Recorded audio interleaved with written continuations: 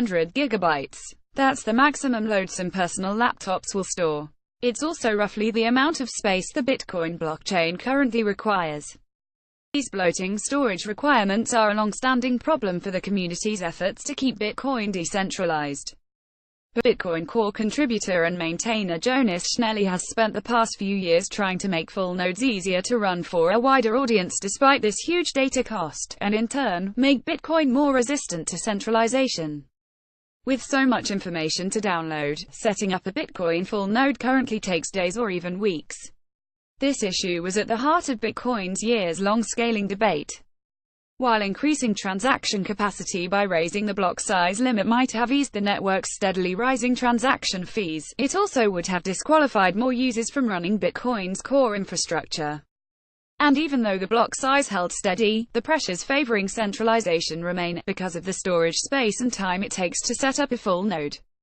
Yet, developers argue that running a full node is the best way to use Bitcoin, some even going as far as to claim that without a full node to validate Bitcoin transactions themselves, users are just wasting their time on cryptocurrency. In this way, users take full advantage of all Bitcoin's benefits, including censorship resistance and the minimization of trust in third parties. It's very important to run Bitcoin full nodes. It's the main or at least a significant reason to use Bitcoin, Schnelli told CoinDesk. If we throw that away, we lose one of the more interesting parts of Bitcoin. Schnelli's particular focus is on making Bitcoin Core, the most popular Bitcoin software implementation, more user-friendly for people he calls non-geeks, and he feels, perhaps, a stronger commitment than most to this cause, saying, "I think it's our duty as developers to make it possible to run full nodes. To be sure, you could argue that most of the 15,000 updates to the codebase implemented over the years are geared toward the same goal, making Bitcoin more efficient and faster to download." Yet, Schnelli is specifically focused on the software's user experience, coming up with creative ways to make it easier for people to run these full nodes. Bitcoin on the go, and Schnelli doesn't want those full nodes leashed to the places they were set up, such as a user's desktop computer at home or the office, where it can only verify transactions from one location. Instead, Schnelli wants Bitcoin full nodes to be mobile. "We've almost reached that goal," he said, adding that other developers have been helping him bring recent additions to Bitcoin Core, such the ability to load multiple, separate wallets when starting the software, that would help bring full node mobility to fruition. Once all the pieces are in place, users will be able to securely connect smartphone wallets to their full nodes running from home. Further, Schnelli is developing a hybrid simplified payment verification (SPV) mode, which allows users waiting for their full node to download to still use Bitcoin Core to validate and make transactions in the meantime. With an SPV wallet, the user has some information about the Bitcoin transaction history, but must rely on trusting other full nodes to ultimately verify transactions. This scenario is one many Bitcoin developers would like to avoid, but it would only be used for the time it takes to download the full node.